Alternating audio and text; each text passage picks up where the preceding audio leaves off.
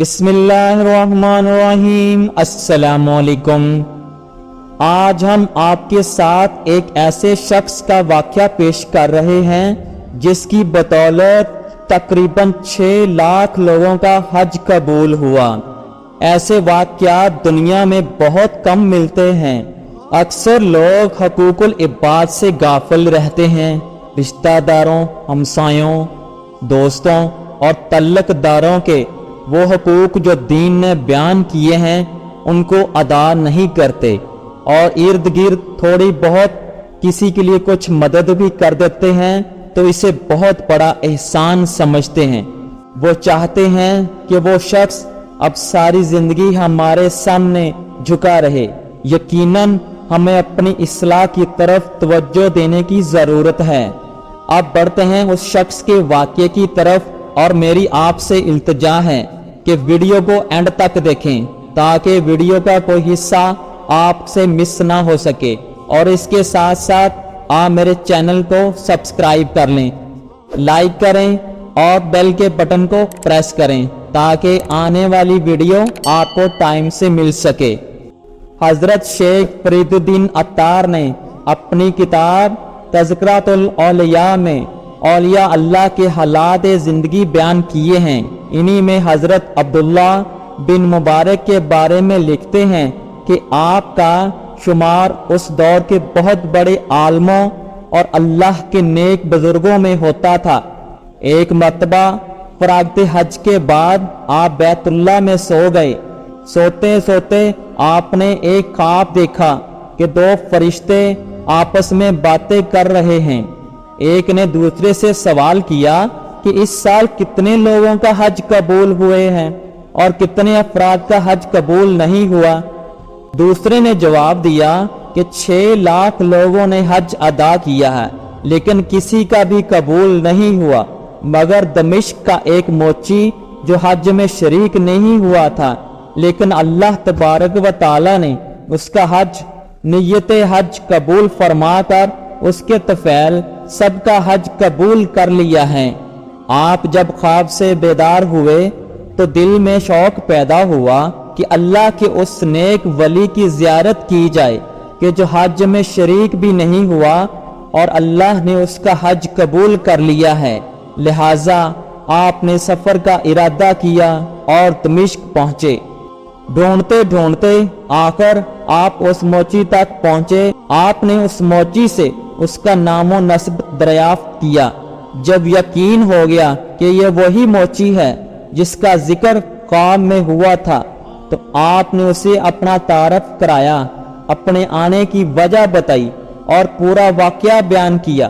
واقعہ سن کر اس پر ایک کیفیت طاری ہوئی اور وہ چیخ مار کر بے ہوش ہو گیا۔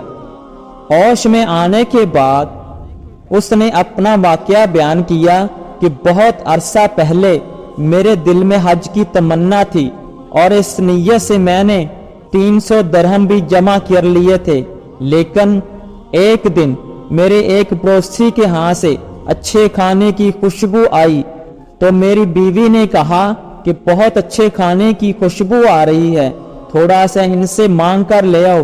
چنانچہ میں نے ان کے گھر جا کر کہا کہ آج آپ نے جو پکایا ہے ہمیں بھی کچھ عنایت کر دیجئے، لیکن اس پڑوسی نے جواب دیا کہ جو کھانا ہم نے پکایا ہے وہ آپ نہیں کھا سکتے، کیونکہ 7 یوم سے میں اور میرے اہل خانہ پاکا سے تھے، اور اب جان بچانے کے لیے حرام یعنی مردہ گدھے کا گوشت پکایا ہے۔ یہ سن کر میرے اوپر لرزہ طاری ہو گیا اور میں نے حج کے لیے جمع کی گئی ساری رقم اس کے حوالے کر کے یہ تصور کر لیا کہ ایک مسلمان کی امداد میرے لیے حج نفلی کے برابر ہے، اور اپنے کام میں مصروف ہو گیا۔ لیکن وہ اس بات سے بے خبر تھا کہ اس نے اتنا بڑا کام کیا ہے کہ اللہ نے حج کے لیے بغیر ہی اسے حاجیوں میں شامل کر لیا، اور نہ صرف حاجیوں میں شامل کیا بلکہ اس کے طفیل تمام حاجیوں کے حج قبول کیے، اور اس دور کی ایک عظیم نیک ولی کو اس کی زیارت کے لیے بھی بھیجا۔ یہاں ہمیں چند باتیں سمجھنے کی بھی ضرورت ہے کہ حج کرنا یقیناً ایک بہت بڑا افضل عبادت بھی ہے اور سعادت بھی ہے، اور جب وہ ایک مسلمان پر فرض ہو تب تو اس کو ادا کرنا لازم ہے۔ لیکن ہمارے معاشرے میں نمائش اور ریاکاری کا ایک عنصر پیدا ہو گیا ہے کہ اتنی بڑی عبادت کو بھی لوگ دکھاوے کے لیے کرتے ہیں اور اس کی اجر و ثواب سے محروم ہو جاتے ہیں۔ اکثر لوگ حقوق العباد سے غافل رہتے ہیں۔ پیارے بہن بھائیوں، یہی وجہ ہے کہ لوگ آج کل پریشانیوں میں گھرے ہوئے ہیں، تنگ دستی ہے، ہر طرف پریشانیاں ہی پریشانیاں ہیں۔ لوگ حقوق العباد سے غافل ہو گئے ہیں، ایک دوسرے کی پریشانی کو نہیں سمجھتے۔ ہمیشہ اللہ کی طرف ہی رجوع کرنا چاہیے۔ اللہ سے مانگو، وہ بے تحاشا دیتے ہیں، اتنا دیتے ہیں کہ لوگوں سے سنبھالا نہیں جاتا۔ بس مانگنے کا طریقہ آنا چاہیے، رو رو کر اللہ تعالیٰ سے مانگیں، ہر چیز ملے گی آپ کو۔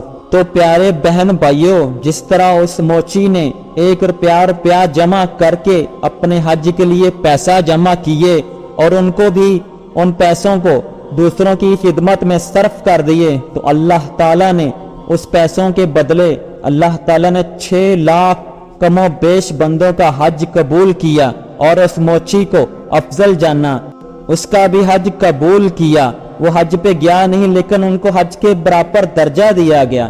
اس موچی کے اس عمل سے 6 لاکھ لوگوں کا حج قبول ہوا۔ تو ناظرین، پیارے بہن بھائیوں، آپ بھی دوسروں کی خدمت کیا کریں، اللہ تعالیٰ بہت راضی ہوتا ہے۔ اگر آپ کو میری ویڈیو پسند آئے تو لائک کریں، شیئر کریں اور بیل کے بٹن کو پریس کریں تاکہ نئے آنے والی ویڈیو آپ کو ٹائم سے مل سکے۔ اللہ حافظ۔